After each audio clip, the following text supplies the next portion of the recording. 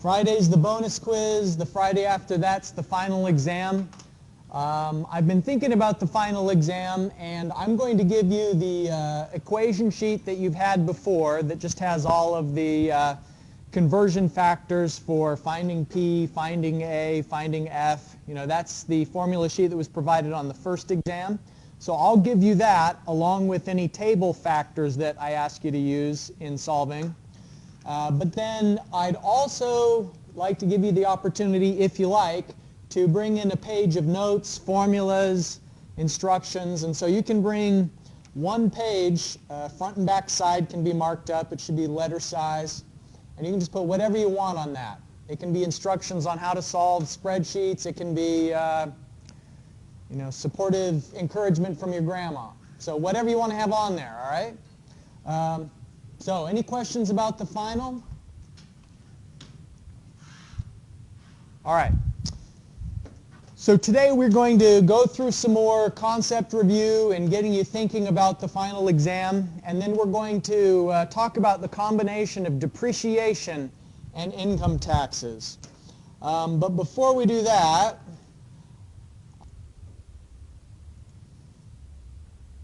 okay, so let's do some more of the spot check of concept comprehension just to see how you would do if certain questions came your way on the final exam. So bonds. This was a topic that students seemed to struggle with on the midterm exam when the question came up. Calculating the value of a bond. And actually, bonds seem like they have a lot of moving parts with so many variables, but when you really distill it down, there's only two things that account for the value of a bond. Anybody want to take a stab at identifying one or both of those components of a bond's value? Any guesses? Face value. All right, so what do you mean by that? Remember, the way a bond works is you give a certain amount of money to a company. They need money maybe to buy equipment or to finance an expansion or whatever reason. So you give them money, and they give you back a little bit every quarter, and then a certain bigger amount at the end of the bond's life. And so the two components of why a bond has value, once you've bought that bond, you can either hold on to it for the entire period, or you could sell it to someone else. And what accounts for its continuing value is the fact that you're going to have a return of the principal, so the face value, at the end of its life, and then the periodic payments. So those are the two components of a bond's value, is the interest payments, sometimes called dividends, and then the lump sum at the end of the bond's life.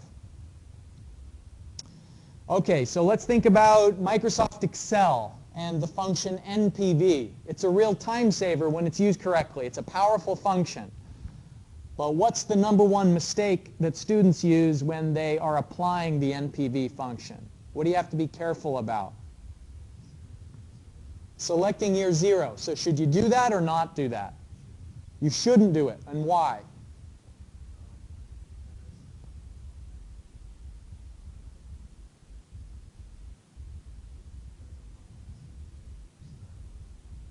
Perfect. Exactly right. So the NPV function, what it's doing is it's looking at amounts and it's discounting all of them to year zero. And the first amount it sees, it's assuming is the year one amount. So it doesn't want to see anything if it's not in the future. So anything that's already at the present, exclude from the function. And that's another mistake that was occasionally made on the midterm. All right, what about this? This is from the greatest hits of midterm exam mistakes. When you're doing an incremental analysis, there's a certain order that you're supposed to compare alternatives. If there were 3 alternatives, you don't just compare A to B, B to C, but there's an order. And does anybody remember how you're supposed to organize that ranked ordering when it comes to incremental B to C analysis? What do you think? Exactly. Yeah, so you start with the cheapest, and you compare the next most expensive to the cheapest alternative, and then the winner of that death match goes on to the next comparison. So if the more expensive option fails, then you wouldn't compare option 3 to option 2. You'd compare option 3 to whichever was best of the first comparison. But the answer to the question here, the ordering, you need to begin your comparison with the cheapest and go up the line to the most expensive. Okay, what about this one? How well would you do if you were asked to explain economic service life? I guess it depends partly on what you have on that page of notes, right? What if it was just from your brain, though? Economic service life. That's a good guess, how long something's going to last. But remember, with enough repairs, anything will last forever. So that's a hint. What does the economic service life tell us? When it's still beneficial financially. And so what's the best number of years to own something? Should you own a Toyota Corolla for 35 years? How do you know when it's time to sell something? When the repairs are too much. And so economic service life tells you what is the number of years that's going to have the lowest total cost. And so you have to balance the cost of repairs with the initial purchase price versus the salvage value. And so that's economic service life. It tells you the lowest cost over a certain number of years. All right, so here's another thing. What if I gave you a picture and asked you to tell me a story about this picture?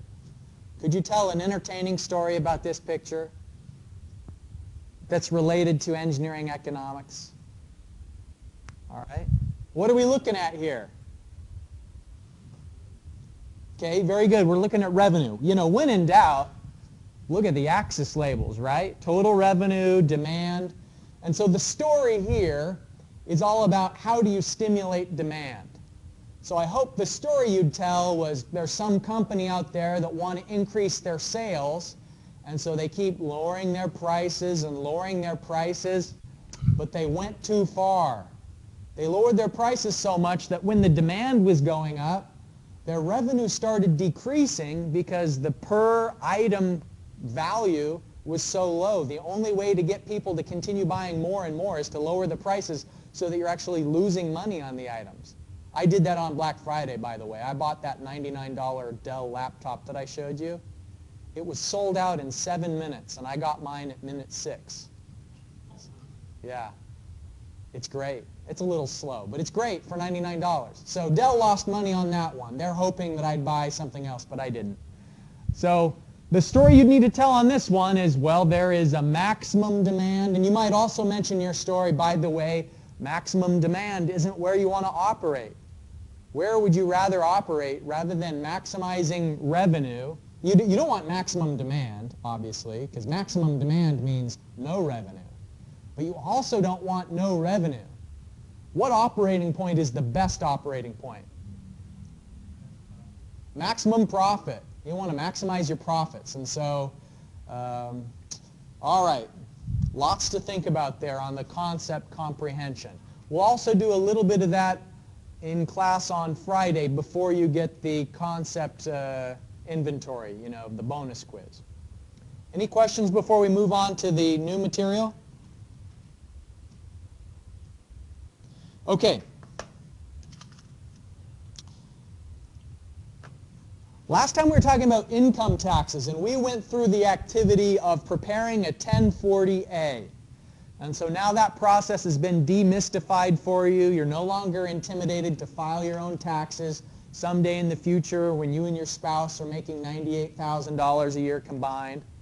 So corporations have to pay taxes in much the same way that individuals have to pay taxes. And in the same way that individuals have a graduated tax structure, so do corporations. The more they earn, the higher their tax rate becomes on a percentage basis. So you can see, according to this table, that if a company is making from $0 to $50,000, then the tax on that taxable income is 15%. Now, beyond $50,000, the tax rate on the additional dollar is 25%. So I want to draw a distinction. That doesn't mean that they have to pay 25% on all of their profits. It just means they're paying 25% on each additional dollar beyond $50,000 up until $75,000. So I once had to correct a misunderstanding. Somebody thought that, oh, you definitely don't want to make $51,000, because if you make $51,000, then you have to pay 25%, and you're worse off than if you'd made $49,000. So it's not that way. It's just the marginal extra amount. So here, the marginal means each additional dollar and the rate that it's taxed at. And so you can see the trend here. What they're doing is this $7,500 is 15% of $50,000. And so $7,500 is the tax that you paid on the first block of money, and then each additional dollar is taxed at 25%. So this $13,750 is the $7,500 plus 25% of this next $25,000. So that's where the $13,750 comes from, and then each additional dollar beyond $75,000 is taxed at 34%, and so on.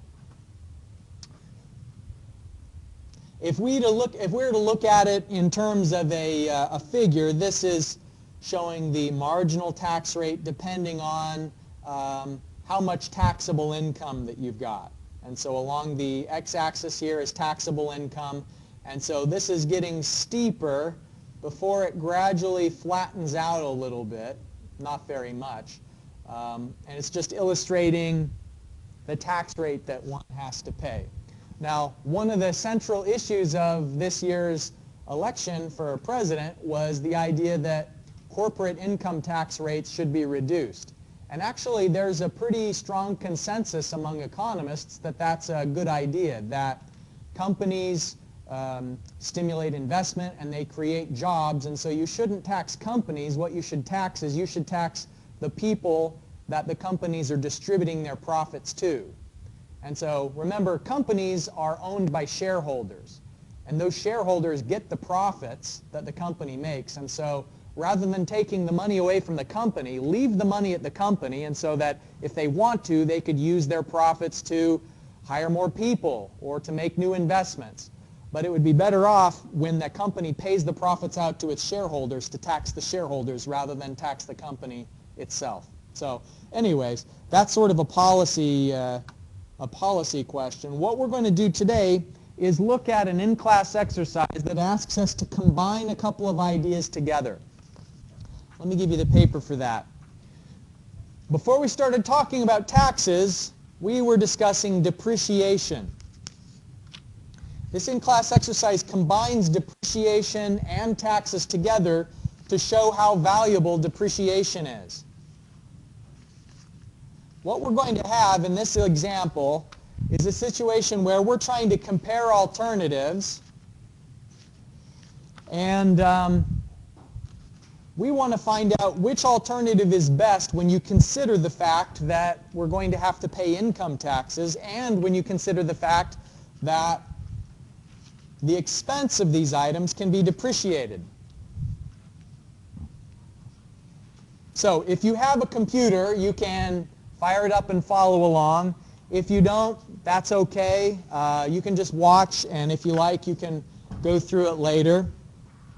Although this isn't included on any homework assignment, you've already turned in your last assignment, and you can pick it up at the end of class. So although this won't be on a homework assignment, these concepts are fair game for the final exam. So here's the situation.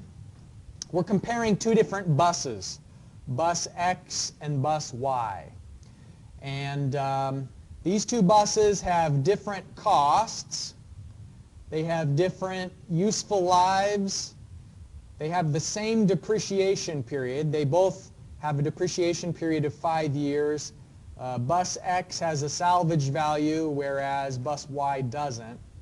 And these two buses actually have different amounts of annual receipts and annual expenses. All right, so this might be like a lease arrangement, because I don't know of any bus that would only cost $20,000 or $30,000, but it's possible that this is like an upfront cost that has to be paid to put a bus into service, and then the annual expenses would be related to paying the company that you're leasing the bus from. Now, since they have different project lives, it says here that we can assume the repeatability assumption does apply. So we're going to repeat this cash flow diagram so that they both terminate in the same number of years. And so the common denominator of 12 and 8 means that we're going to repeat our cash flow diagram over the course of 24 years total. We want to find out which alternative is better, considering both the depreciation factors and also taxes.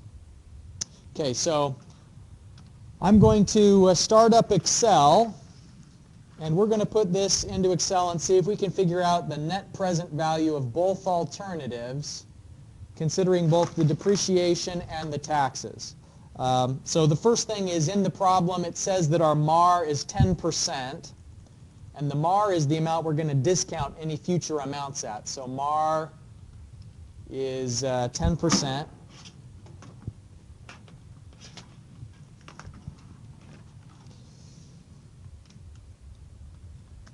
And we've got a certain number of years. We need to run this cash flow diagram through 24 of them, because that's the common denominator when we're going to repeat the cash flow diagram. So we go through 24 years.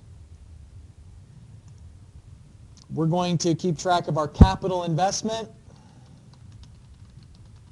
which is the upfront cost we have to pay to put the bus into service. Now I'm going to wrap the text on all of these so that the columns don't take quite as much width. So wrap text. All right. We want to keep track of receipts, expenses.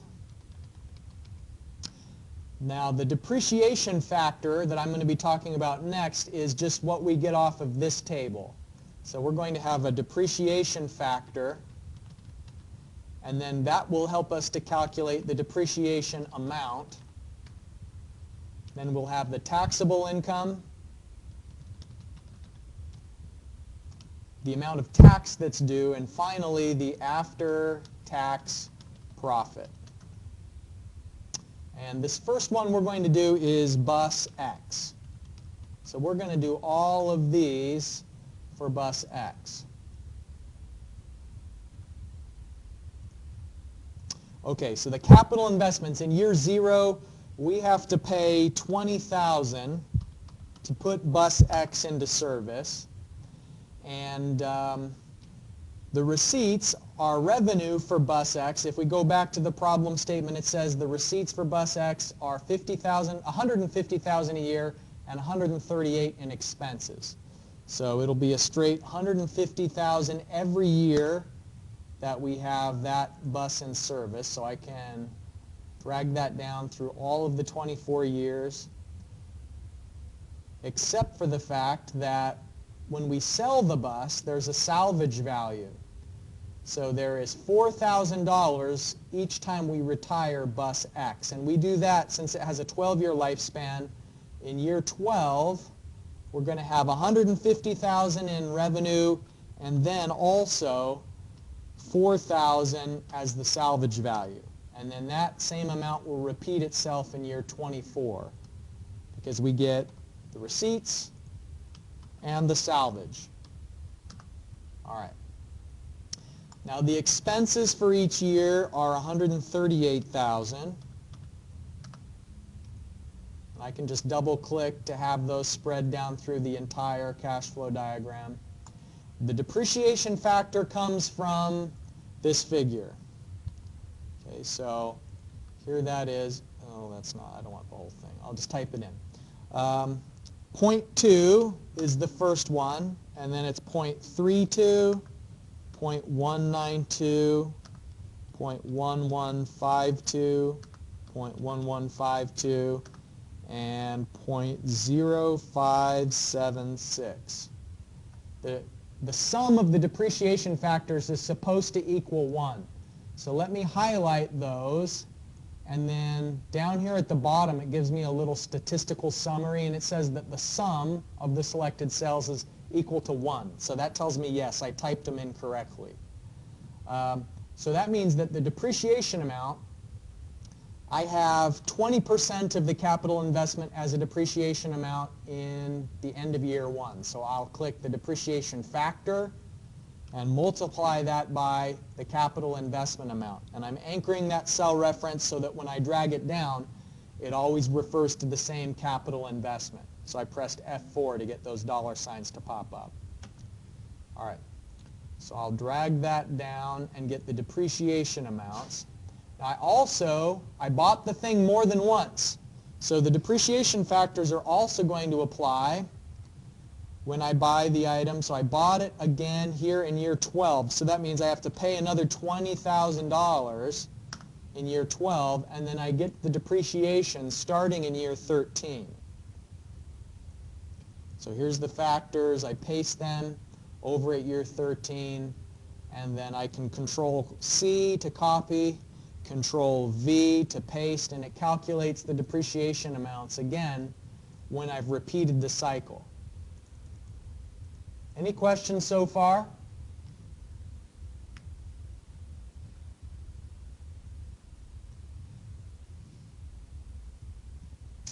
Okay, now the taxable income is going to be the receipts minus the expenses minus the depreciation amount. And since here the depreciation amount is already negative, I'll just add the depreciation amount. The idea is that the depreciation amount reduces what the government considers otherwise my profits would have been. And usually profits we would say is just receipt minus expenses. And so that's profit. But here we're saying we can minimize our profits even more by factoring in the capital investment spread out over a certain number of years. So the taxable income is going to be receipts minus expenses plus the depreciation. And I'm doing plus because the depreciation already has a negative sign built in to the amounts that are listed on the spreadsheet. All right, so I press enter for that and calculate the depreciation amounts.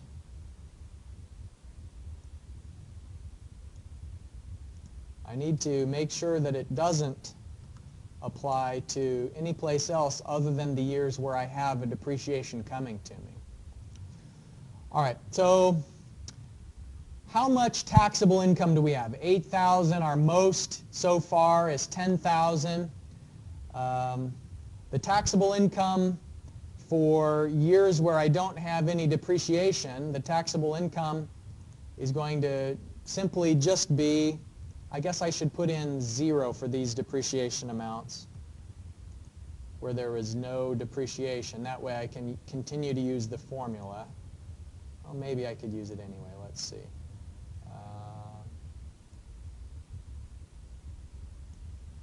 No, the way I've got it formatted, oh, okay, yeah. So it's 12,000. Yeah, that's right. Okay. So look at the taxable income. It is 150,000 minus 138,000. So that's 12,000 as the taxable income. In year 7, I don't have any depreciation. And then in year 12, I have a little more taxable income than usual because I'm getting the salvage value off of the old bus that I've sold. And so this is showing that, you know, in year 2, my taxable income looks really low because I'm taking a lot of that depreciation. Instead of it looking like I'm making $12,000, which is sort of the normal baseline taxable income, I'm only making $5,600 that year, according to the government. So the depreciation helps me out. Let's look here at the tax brackets. It doesn't seem like we ever go over 50,000, so we're just going to use 15% to calculate the tax amount because of where we're at in this range. So back here to the spreadsheet, the tax is going to be 0.15 times the taxable income, and that's how I'll be able to calculate the amount of tax that I've got due. So I'll drag that down through all of the years.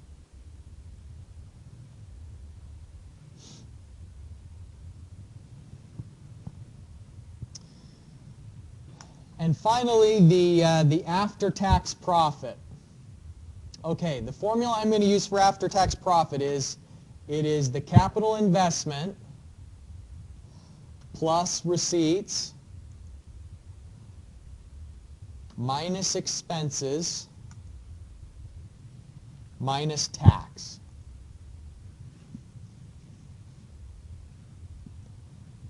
So at year 0, this is an outflow of 20,000. Then how do things go in year 1? Well, I had 150,000 in revenue, 138,000 in expenses, and then I also had to pay 1,200 in tax. And so what's left over for me is 10,800. And remember, that's in year 1. So that's worth less to me than it would if it was in year 0. So what I can do is I can continue this formula through the entire years of the spreadsheet, showing all of the cash flow diagrams. And I'm going to use the NPV function to find the present value of all of those profits. And so the NPV function, NPV, first asks for the rate, which is the MAR. And then it wants to see the amounts that are in the future, so I'm excluding the year 1 amount. So just highlighting all of the future values. And then separately, outside of the function, I have to add what's already at the present. So that initial capital investment is already in year 0, so it needs to be tacked on at the end of the NPV function. So the total value of this alternative is $69,000. That's in today's terms. So bus X seems like a pretty good option. Are there any questions I can answer before we repeat the same process for bus Y? Of course, it'll be easier when we do bus Y because we can just sort of copy and paste a lot of our formulas. So it won't take quite as long. So I'm going to copy these column titles and Control C and go over here, Control V to paste it. I'll change this so that it says bus Y.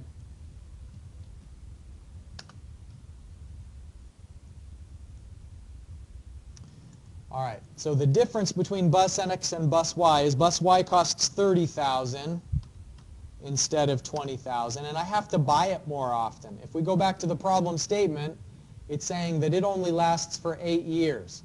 So that means I've purchased it at year 0. I have to buy the bus again at year 8 in order to have it ready for the 8th year of service. And then I need to buy it again at year 16 so that it's ready to go for the 16th year of service until the 24th. All right, so another difference between the two alternatives is that we get more receipts and have different expenses for bus Y.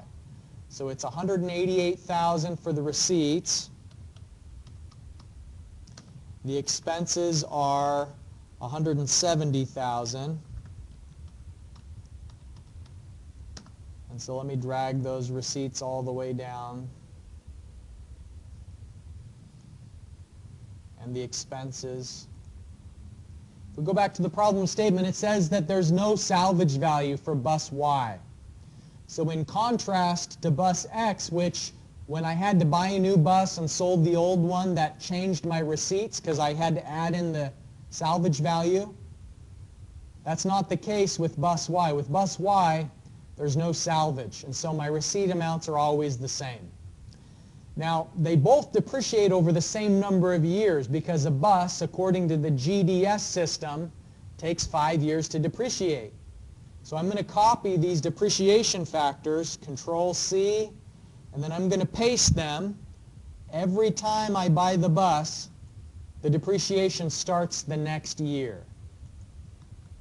So if I buy the item at the end of the 16th year, so that the new bus is in service for the 17th, that means in the 17th year I get 20% of the initial price. In the 18th year I get 32%, and so on. So that's why I stagger where the depreciation factors are 1 year from when the purchase actually occurs, because the purchase occurs at the year 0, meaning at the beginning of a year, and you don't get depreciation until the end of the year. And so we have to translate those depreciation factors into depreciation amounts. So I'm going to multiply this capital investment by whatever factor applies for the year in question. I can drag that down. Okay. And then the formula for the taxable income, it's going to be the receipts minus the expenses, and then also including the depreciation amount. So here's the receipts, subtract the expenses, and then add the depreciation. And it's add because the depreciation that's listed here already has a negative sign associated with it. So our taxable income changes through the years. The baseline profit is $18,000 because that's the difference between the $188,000 and $170,000. But some years where I've got lots of depreciation, instead of $18,000, my profit in the view of the government is only $8,400 those years. And so that's kind of a nice tax deduction there. And remember, our tax percentage is going to be 15% because our taxable income never goes over that first tax bracket. We're still in the 0 to 50,000 tax bracket. And so when I calculate tax, it will simply be 0.15 times the taxable income amount. I'll push enter to that and calculate the tax amounts for each year. So some years I pay a lot of tax, $2,700. Some years I only pay $1,260 in tax. The value of that depreciation cuts in half the amount of money I have to send to the government. So then the after-tax profit is going to be the capital investment plus the receipt minus the expenses minus the tax amount that has to be paid. So if when we look at year 1 of that, okay, so year 1 is going to be the receipts minus the expenses minus the tax. And that's how much money you have left over after everyone is paid for that year. Okay, so we distribute that calculation down through the remainder of the cash flow diagram. And who's to say which alternative is better? We don't know until we take it to an equal footing. So we can either take it all to the present, take it all to the future, calculate an annual equivalent. In our case, it's probably just simplest to calculate the NPV of that. So the net present value of bus Y is going to be NPV, where the rate again is 10%. And then I start selecting the years 1 through the end of the cash flow diagram, close parentheses, and then add on separately this year 0 quantity. All right, so bus Y is worth $92,000 in the present. So our choice, which alternative to choose, should you choose bus X or bus Y? We've now proven that even when you're considering the depreciation and the resulting tax benefits and the effects of taxation, both of these projects are justified even when you consider taxes, and we also know that bus Y is more valuable than bus X. So the answer of this analysis is yes, do the project, and choose bus Y.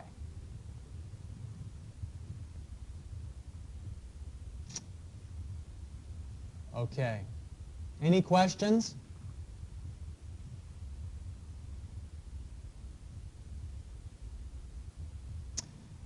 All right, I can leave this spreadsheet up for a while if those of you who are working on it want to double check your work. But those of you who are just sort of watching and not doing your own spreadsheet, let me conclude with a reminder of these announcements. That the quiz is going to be in class on Friday, so definitely come to class next time. And also, as you study for the final exam, you should prepare your own page of notes, formulas, instructions, encouragement, whatever, for that front and back side of the paper, and you can bring that in for the final exam. All right. Have a great day. I'll see you on Friday.